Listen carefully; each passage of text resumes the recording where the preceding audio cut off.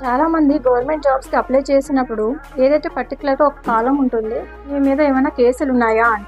కానీ చాలామంది దాచిపెట్టాలి అనే ఉద్దేశం లేకపోయినా భయపడి మనకు ఆ జాబ్ రాదేమో అని చెప్పి వాళ్ళు రిమైండ్ ఏదైనా వెళ్ళే కేసెస్‌లో రిమాండ్‌కి వెళ్ళొచ్చి ఆ కేసు కొట్టేసారులే ఇప్పుడేం మనం మెన్షన్ చేయకపోయినా ఏం పర్వాలేదు అని చెప్పి అది మెన్షన్ చేయకుండా ఉంటారు. కానీ ఎప్పుడైతే వాళ్ళు వెరిఫికేషన్ చేస్తారో అది బయటపడుతుంది. బయటపడినప్పుడు మీరు అది దాచిపెట్టడం వల్ల మీకు ఆ జాబ్ రావడం అనేది అవకాశాలనేవి చాలా తక్కువగా ఉంటాయి.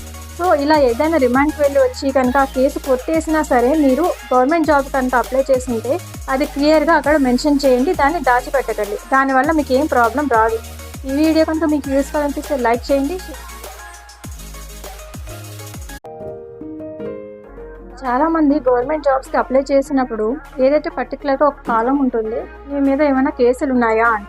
కానీ చాలామంది దాచిపెట్టాలి అనే ఉద్దేశం లేకపోయినా